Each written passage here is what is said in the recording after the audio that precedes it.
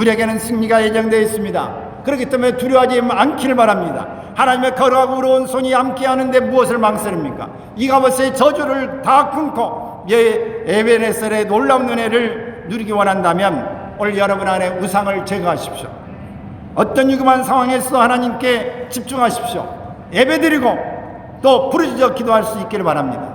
오늘 여러분의 심령 속에서 하나님이 여기까지 인도하셨다고 하는 이 고백을 할 수 있는 그 날을 위해서 최선을 다해서 오늘 다시 스타트하는 것입니다. 한 해 한 해를 이렇게 숫자를 세가는 일에 하나님께서 모든 것을 만드시고 경계를 지으시고 시간과 또 달과 연도를 하나님 구별해 주셨습니다. 이런 속에서 우리는 작년 한 해 동안에 예수님의 빛을 발하라고 하는 표어로 한 해를 지나왔습니다.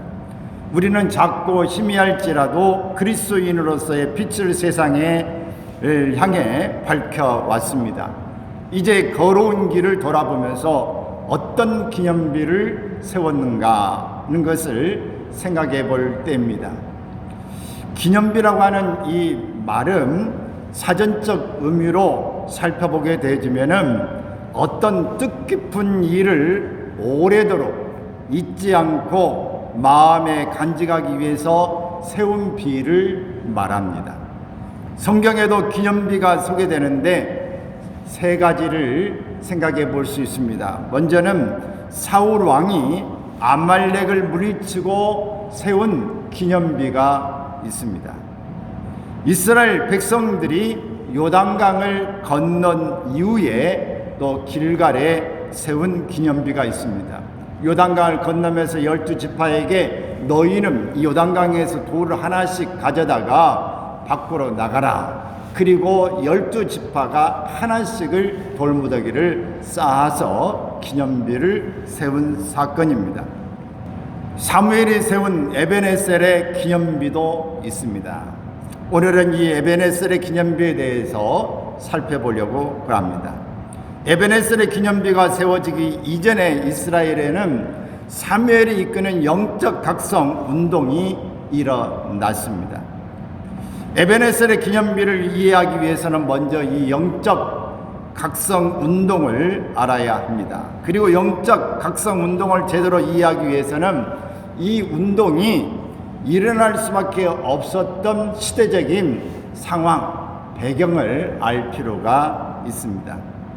먼저 이런 영적 각성 운동이 일어나기 시작할 때에 이 시대는 어떤 시대였느냐? 바로 이가봇 시대였습니다.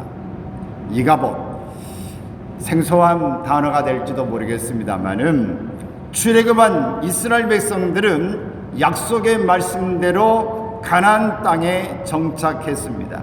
하지만 시간이 흘러서 여호수아와 그 지도자들이 죽자 이제 출애굽 이후에 태어난 다음 세대가 생겨나게 됩니다.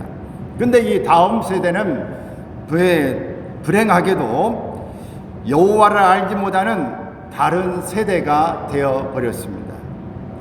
하나님의 사람이라고 하는 이 정체성을 잃어버린 것입니다. 그들은 자신의 소견에 옳은 대로 행하면서 살았습니다. 그 땅의 사람들은 이 사람들이 섬기는 우상을 섬기면서 멸망의 길로 다가가게 되어진 것입니다. 극기야는 블레셋과의 전쟁에서 패해 34,000명이나 죽었습니다. 하나님의 임재를 상징하는 언약궤마저 빼앗겨 버렸습니다. 이 일로 인해서 그 당시에 제사장이었던 엘리도 죽었고 두 아들 홈니와 비니하스도 죽었습니다. 비니하스의 아내가 그 소식을 들었기 때문에 아이를 낳으면서 아버지도 할아버지도 오늘 또 다 그 가족이 죽게 되어지면서 하나님의 영광이 떠났다. 이렇게 그 아들의 이름을 붙였습니다. 바로 이 이가봇이라고 하는 말, 이것이 무슨 뜻인가? 하나님의 영광이 떠났다고 하는 말을 의미합니다. 이스라엘이 이제는 말씀이 희귀하여 들어오지 않을 정도로 하나님의 영광이 떠나버린 이가봇의 시대를 살게 되어진 것입니다. 어쩌면 이 시대가 하나님의 영광이 떠나고 하나님의 말씀이 희한하게 말씀이 잘 들리지 않는 시대인지도 모릅니다. 물론 이후에 하나님의 특별한 간섭으로 블레셋에 빼앗겼던 이 법궤가 다시 하나님의 역사 가운데 그곳에 질병이 생기고 그 신들의 다곤 신전이 다 땅이 떨어져서 목이 부러지고 다리가 부러지는 이 일을 통해서 큰 질병이 생겨나므로 다시 이스라엘로 법궤가 돌아오는 일이 생깁니다. 그러나 법궤는 돌아왔지만 기럇 여아림의 아비나답 집에 20년 동안이나 방치되어져 있었습니다. 하나님의 법궤가 있지만 하나님의 법궤는 맨 후방에 맨 끝에서 여전히 머물고 있는 그런 상태였다 하는 것입니다. 그래서 이스라엘이 하나님과의 관계를 회복하지 못하고 여전히 하나님의 영광이 떠난 영적 암흑기, 즉 이가봇의 시대를 맞게 되어진 것입니다. 하나님의 교회가 있지만 하나님의 교회가 흥황하지 못하고 하나님의 교회가 역할을 하지 못하고 오늘 직분은 가지고 있지만 직분의 역할을 감당하지 못하고 장롱 속에 묻어놔버린 것처럼 장롱 면허로 사는 사람처럼 하나님의 법궤가 있지만 그렇고 하나님을 알기는 알지만 하나님과의 관계가 떨어지고 하나님의 말씀이 들려지지 않는 이런 상황이 되어지는 영적 암흑기의 삶, 이가봇의 시대가 되었다고 하는 것을 말하고 있는 것입니다.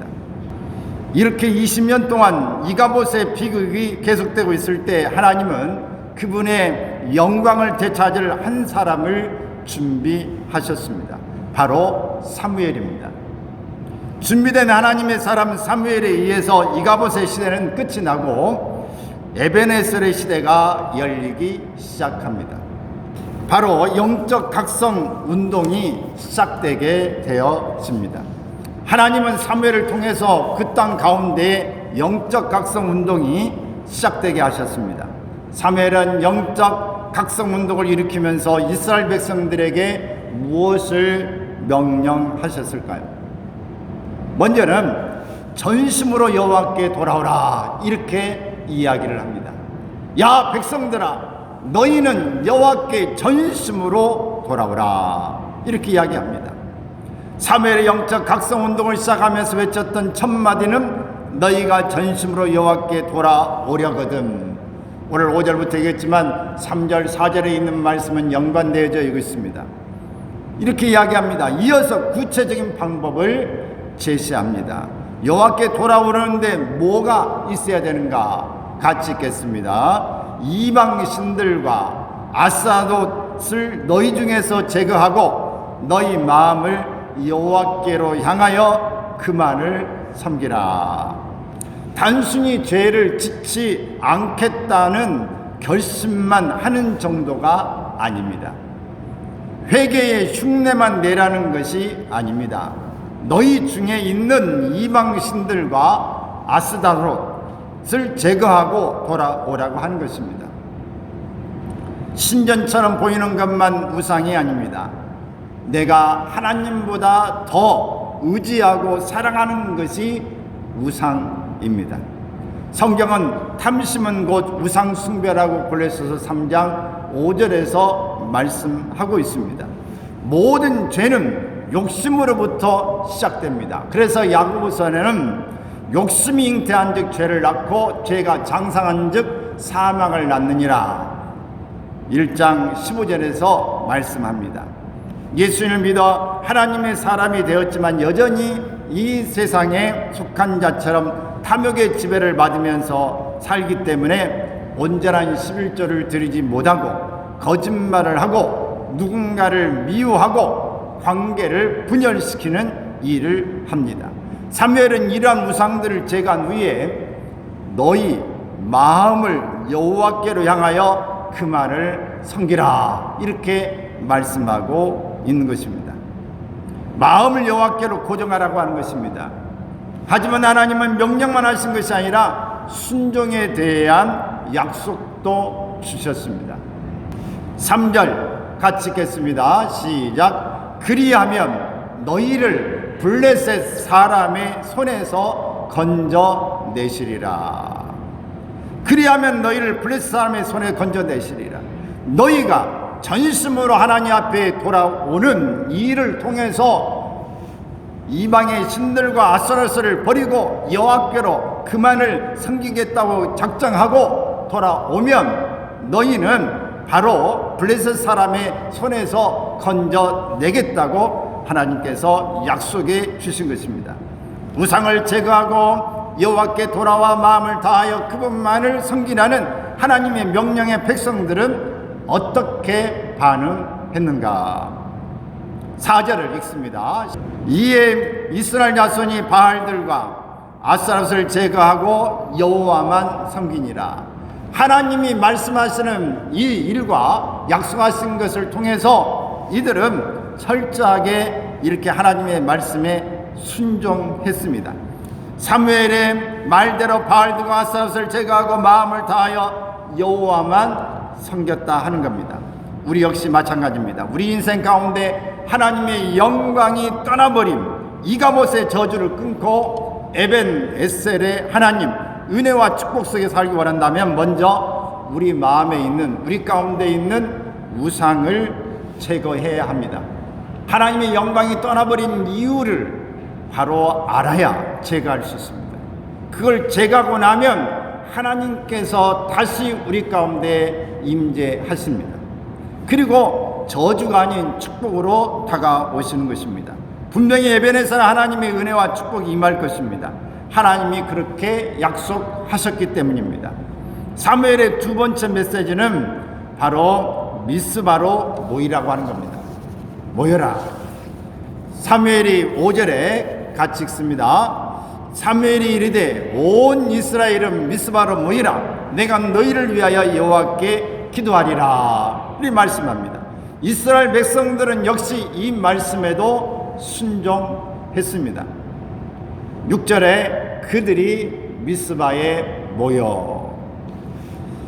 만일 그들이 사무엘 선지자의 말을 무시하고 모이지 않았다면 어떻게 되었을까요?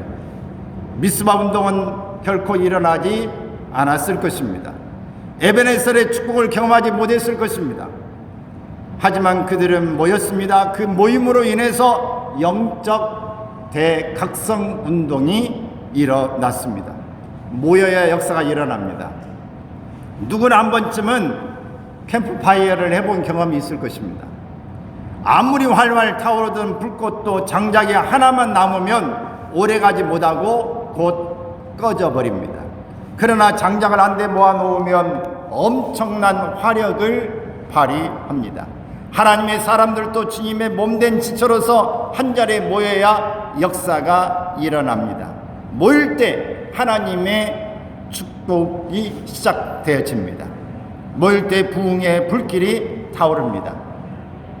말씀을 전하고 할 때에 저는 이 수련회를 학생들을 데리고 수련을 많이 이렇게 캠프파이어도 하고 물가에도 하고 산쪽에도 하고 들에도 가고 이렇게 학생부를 맡을 때에 캠프파이어를 많이 했던 기억이 나고 또 친구들의 그 모임 중학교 고등학교 때에 다 회장을 하고 했기 때문에 같이 모임들이 지금도 모임은 있지만 참석은 못합니다만은 가면 친구들끼리 꼭 물가에 가서 고기도 잡고 또 캠프파이어를 하고 이런 기억들이 있습니다.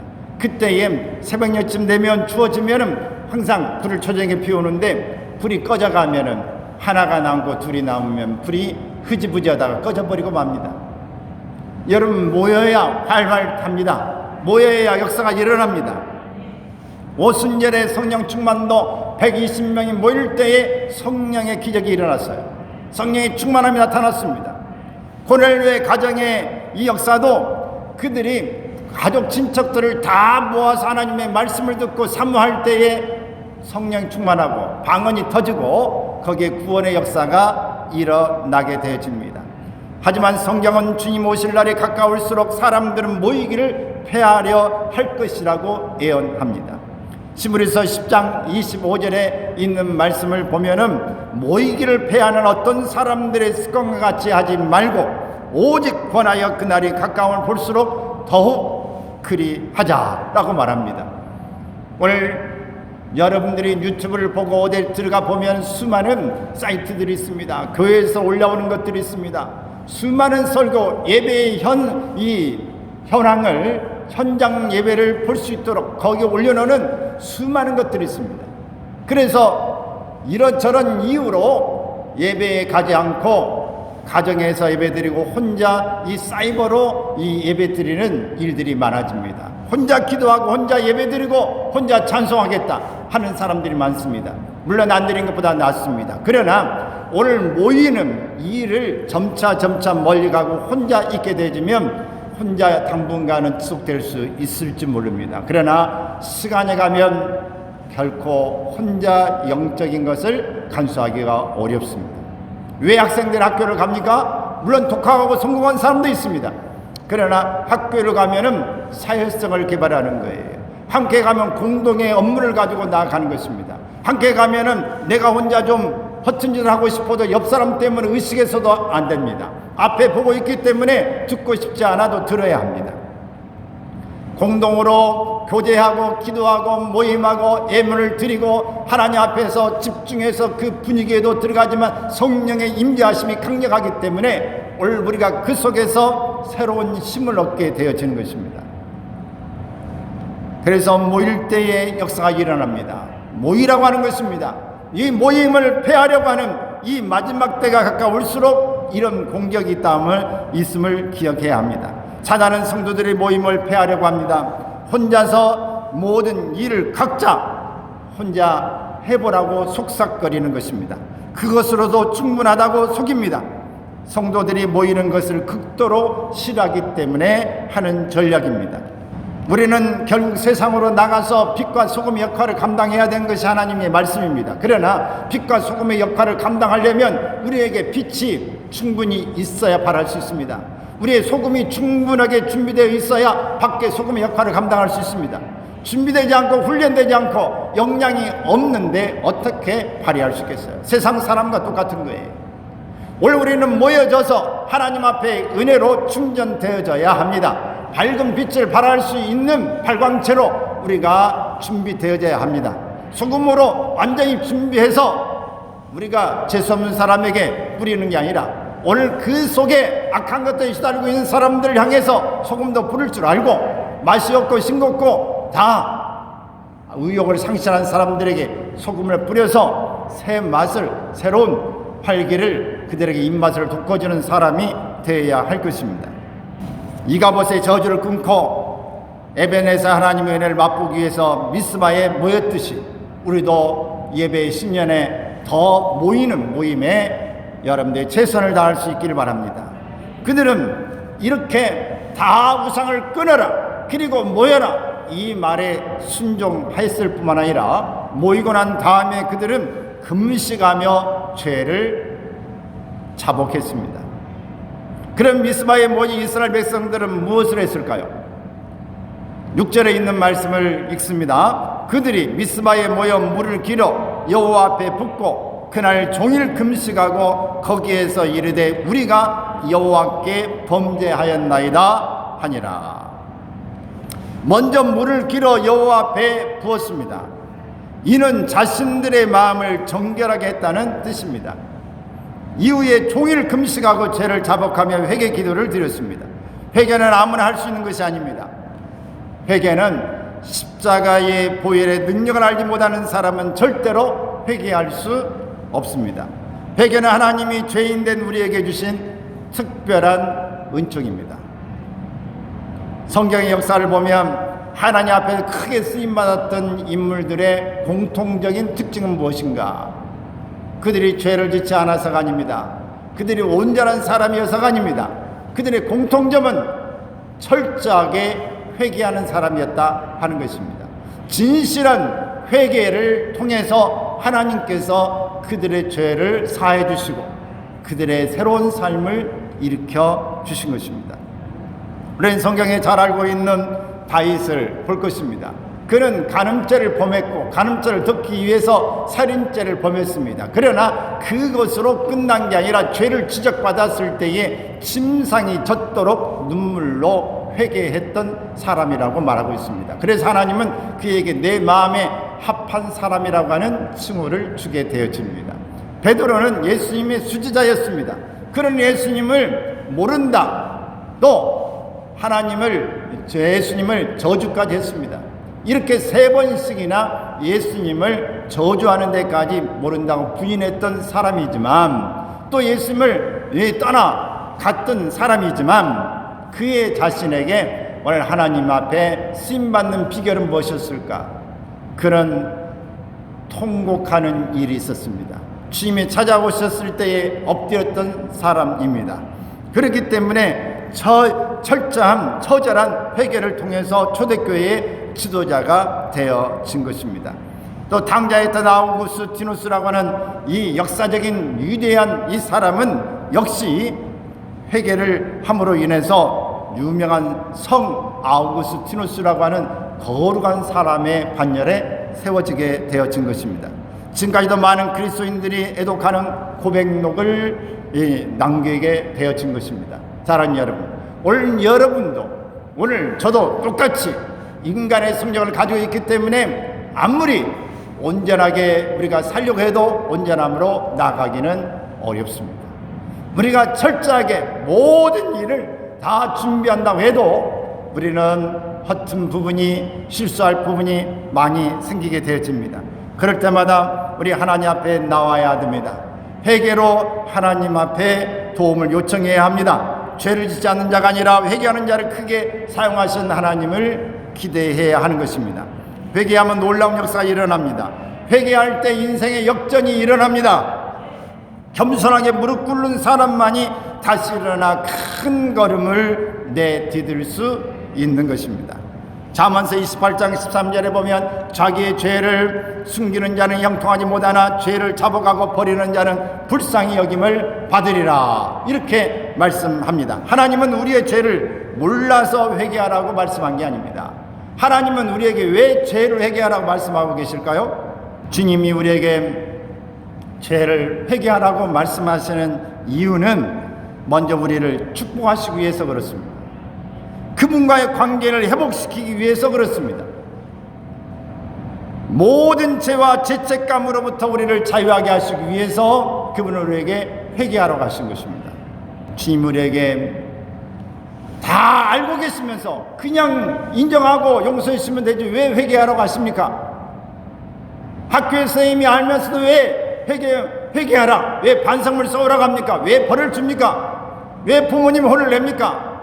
다 알지만, 넘어가 줄 수도 있지만 이 일을 통해서 그 잘못함을 용서해 주고 또 너는 충분히 잘할 수 있다고 격려하고 축복하기 위해서입니다. 우리로 하여금 다시 한번 그 죄에 억눌린 것이 아니라 죄책감에서 벗어나고 자유를 주기 위함이에요.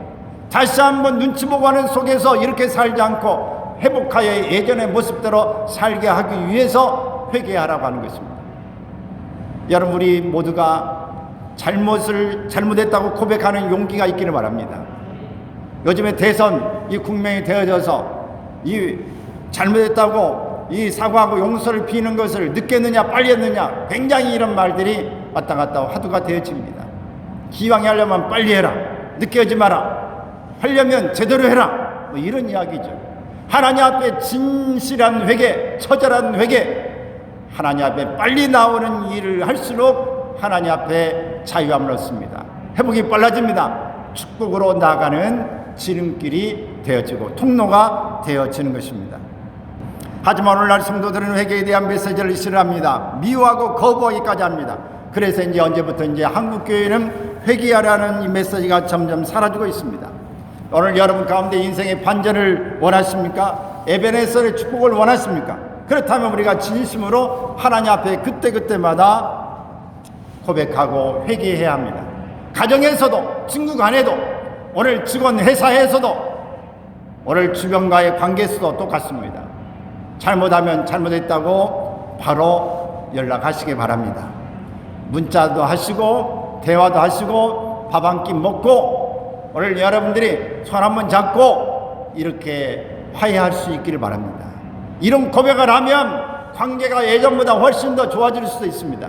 아, 저 사람은 잘못했다고 고백할 줄 아는 용기가 있는 사람이구나. 저 사람은 진실하구나. 저 사람과 계속해서 관계를 가져도 되겠구나. 이런 플러스 요인이 되어지지 마이너스로 가지 않습니다. 진정한 회복과 우리의 승리를 우리에게 하나님이 주시기를 원하시는 올 한 해가 되어진 줄로 믿습니다. 이스라엘 백성들이 미스바에 모여 종일 금식하고 자신들의 죄를 자복하며 회개의 기도를 드리고 있을 때 블레셋이 쳐들어왔습니다. 7절에 있는 말씀을 읽습니다. 이스라엘 야손이 미스바에 모였다함을 블레셋 사람들이 듣고 그들의 방백들이 이스라엘을 치러 올라온지라 이스라엘 자손들이 듣고 블레셋 사람들을 두려워하여. 사단은 하나님의 사람들이 모여 신앙을 회복하고 영적으로 새롭게 무장하는 것을 그냥 두지 않습니다. 사단은 우리가 돈 많이 버는 걸 두려워하지 않습니다. 사단은 우리가 세상 권력을 쥐는 것을 두려워하지 않습니다. 우리가 세상에 많은 지식을 갖는 걸 두려워하지 않아요. 사단이 두려워하는 것은 무엇인가? 우리가 모여 지난날의 죄를 회개하는 것을 두려워합니다. 우리가 모여 신령과 진정으로 하나님께 예배하는 것을 두려워합니다. 우리가 모여 합심으로 기도하는 것을 두려워합니다. 왜 그럴까요? 우리가 이렇게 하나님 앞에 모여서 회개와 예배와 기도로 하나님에 나아갈 때에 하나님과의 관계가 회복되기 때문에 그렇습니다. 하나님과의 관계가 회복되면 하나님이 그 전쟁에, 그 관계 속에, 그 사건 속에 개입하시는 거예요. 하나님이 그 사건 속의 현장에, 전쟁 속에 임하시면 어떤 일이 벌어지는가? 사단이 누구보다도 무엇보다도 잘 알고 있기 때문에 반대하는 것입니다. 어떤 상황에서 여호와의 이름으로 승리하게 하시는 것이에요. 사단은 바로 그것이 싫고 두려운 것입니다. 그래서 하나님의 사람들이 모여 기도하고 신앙으로 재무장하는 것을 어떻게 하든지 방해하려고 합니다. 그래서 여러분 교회에 한 주 어떤 일이 빠지면 그 다음 주에 어떤 일이 생깁니까? 반드시 그 다음 주일도 예배에 가기 불편한, 마음이 불편하든 일이 생기든지 방해가 반드시 일어납니다. 첫 주 못 가서 어쩔 수 없는 첫 주는 그랬어요. 근데 두 번째 주에 가기 싫어서 못 가면 세 번째 주는 어쩔까요? 보통 사람들은 지난주도 못 가고 이번 주도 못 갔는데 못 가면 왜 무슨 일이 있어서 못 왔냐고 물어보면 어떻게 대답하지? 염치 없어서 어떻게 가지? 사람들이 이런 마음이 생깁니다. 근데 세 번째도 어떤 일이 또 생깁니다. 그래서 못 가면 3주 연속에 빠지게 되면 그 다음에는 대부분 사람들은 주저앉고 맙니다. 한 달을 빠져 여러분 더 나오기 힘들어집니다. 어차피 나는 안 가는 사람이야. 그때도 안 갔어. 안 가도 돼. 나는 내가 뭐 간다고 내가 이제 바뀌어야. 과거에 안 된 것 때문에 합리화하고 자신을 몰락시키면서 한 몰에 그 자리에 주저앉혀버리고 마는 것입니다. 네가 언제부터 했다고? 너는 어차피 안 돼. 스스로를 열등감에 빠지게 만들고 스스로를 자학하게 만드는 것입니다. 예배가 무너지면 우리의 삶에 하나님과 관계는 무너져버리면 합니다. 자기 자신 가운데는 내가 언제 하나님의 사람이었던가 하는 것을 망각하게 만드는 거예요. 내 마음에 그 허전한 가운데의 공허함을 미치게 되어지면서 나는 그리스도인인가? 신자라고 누가 물어보면 신자라고 할 수도 없고 아니라고 할 수도 없고 마음에 갈등이 생기게 되어지면서 힘을 잃어버리게 됩니다. 기도 한번 하는 것도 눈치 보게 되어지면서 이것도 나중에는 기도조차도 사람 앞에 하는 것도 하지 못합니다. 성경을 가지고 다니는 것도 우리의 모든 것을 가지고 있는 것들을 송두린 채 다 무장해제시키는 일을 바로 사단이 하고 있는 것입니다. 여러분, 우리는 모임에 지지 않기를 바랍니다. 우리가 더 하나님보다 의지하고 있는 이 모든 것들에 버리라고 말씀하시는 것을 기억해야 합니다. 이스라엘 백성들이 이렇게 회개하고 미스바에 모여서 전심으로 하나님 앞에 예배를 드리고 있는 때에 어떤 일이 생겨났을까요? 오늘 본문에서는 사무엘은 블레셋이 쳐들어왔다는 소식을 들었습니다. 그리고 난 다음에 사무엘은 어떤 태도를 취했는가 하는 것입니다. 먼저 이 사무엘의 태도는 온전한 번제를 드렸습니다.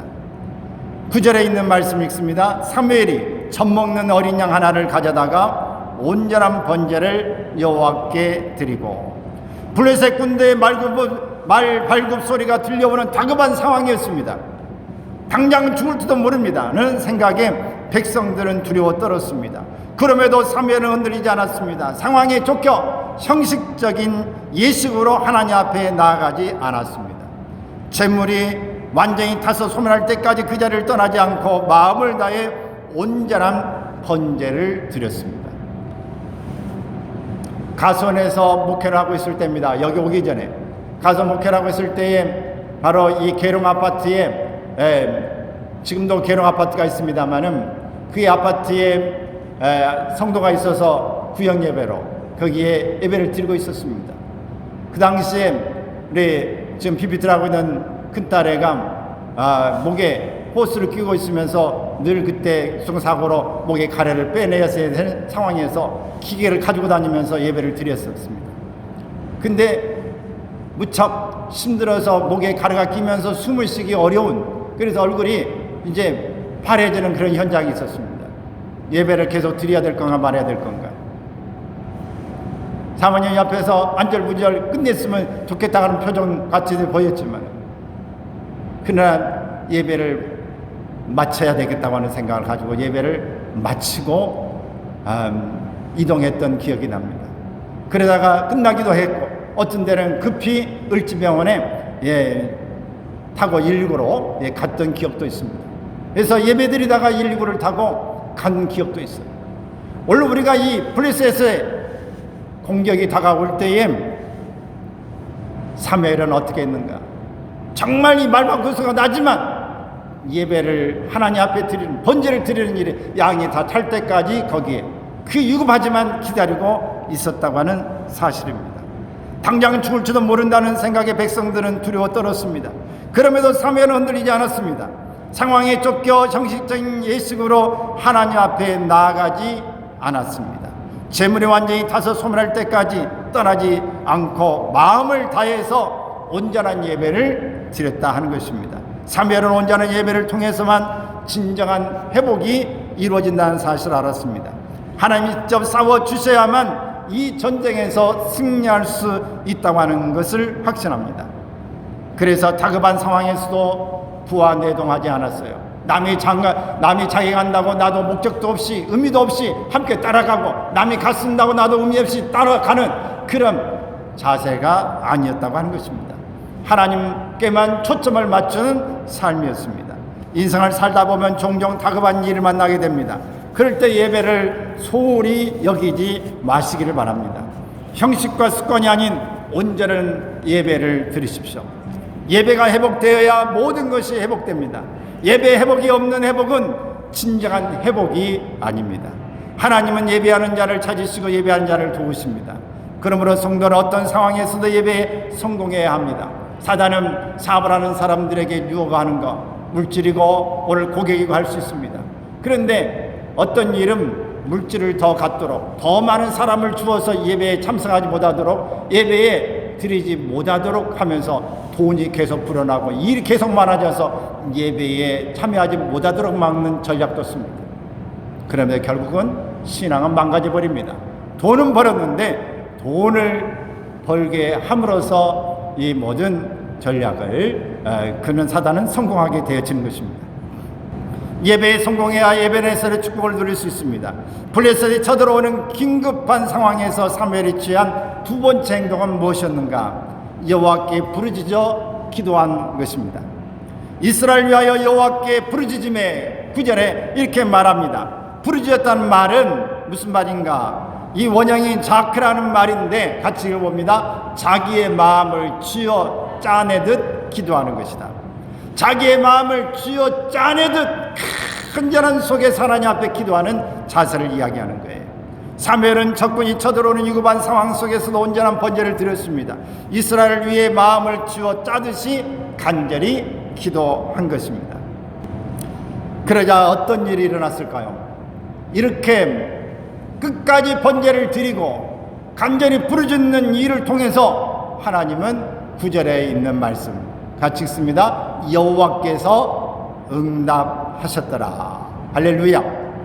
하나님이 응답하셨습니다. 10절 시작. 그날에 여호와께서 블레셋 사람에게 큰 우레를 발하여 그들을 어지럽게 하시니 그들이 이스라엘 앞에 패한지라. 하나님께서 응답하셨는데 어떻게 응답하셨느냐? 이렇게 10절처럼 말씀하신 거예요. 여기에서 어지럽게 하다고 하는 이 말은 무슨 말인가? 어지럽게 하다는 말은 같이 읽습니다. 시끄럽게 하다, 혼란스럽게 하다, 불안하게 하다, 이런 의미가 어지럽게 하다는 말이에요. 어떻게 했을까요? 사무엘이 드리는 온전한 번제와 간절한 부르짖음을 들으신 하나님이 큰 우레를 바라셨어요.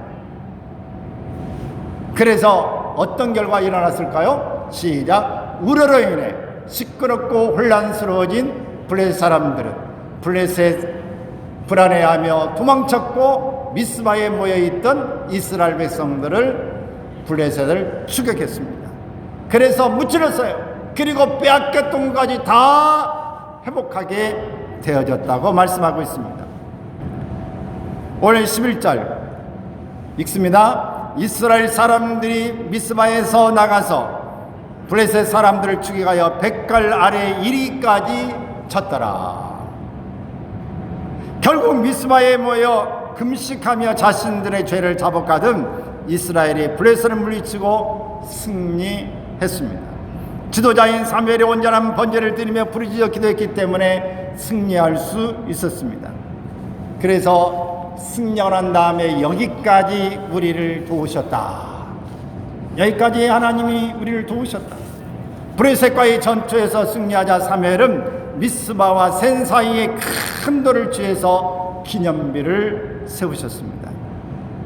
12절에 말씀 읽습니다. 사무엘이 돌을 취하여 미스바와 센 사이에 세워 이르되 여호와께서 여기까지 우리를 도우셨다 하고 그 이름을 에벤에셀이라 하니라. 에벤에셀이라고 하는 말은 도움의 돌이라고 하는 뜻입니다. 바로 이 지명을 이야기하는데 하나님의 도우심으로 이겼기에 하나님의 은혜에 감사하여 이 기념비를 세운 것입니다. 사실 누가 봐도 이스라엘은 블레셋과의 싸움에서 승리할 수 없었습니다. 블레셋의 군대는 무장되어 있었고 이스라엘은 전혀 싸울 준비가 되어 있지 않았습니다. 미스바 이 광장에서 금식하며 기도하고 있었을 때입니다. 심지어 이스라엘은 바로 이 지역에서 블레셋에 2번이나 크게 패한 뼈아픈 장소이기도 한 것입니다. 골리앗 앞에 다윗처럼 용기 100배에서 나와 싸우지도 않았습니다. 그저 하나님의 사람 사무엘의 말에 순종해 미스바에 모여 종일 금식하고 자신들의 죄를 자복하며 기도했을 뿐입니다. 이스라엘 백성을 대표하는 사무엘은 위급한 상황 가운데서도 하나님께 초점을 맞추었습니다. 이스라엘 백성을 대표하는 사무엘이 이런 간절한 기도를 통해서 하나님께서 역사하셨습니다. 하나님 의뢰를 바라여 블레셋 군대를 어지럽게 하시고 그들을 스스로 혼비백산하여 도망가게 하신 것입니다. 하나님이 싸워주셨습니다. 하나님이 이스라엘의 승리를 안겨주셨습니다. 그래서 성경은 9절에 여호와께서 응답하셨다. 하나님께서 의뢰를 발하셨다. 여호와께서 여기까지 우리를 도와주셨다. 이렇게 말씀합니다. 사무엘은 블레셋과의 싸움에 승리하고 난 이후에 하나님이 여기까지 도우셨다고 승리를 기념하는 에벤에셀의 기념비를 세웠습니다. 에벤에셀, 하나님이 여기까지 우리를 도우셨다. 우리 마음을 뜨겁게 만드는 말입니다. 우리가 송구영신 예배 때 마지막까지도 하나님이 여기까지 우리를 도우셨다고 하는 말을 사용할 수 있지만 원래 우리가 새해를 들어서 이 말을 또 언제 할 수 있을까요?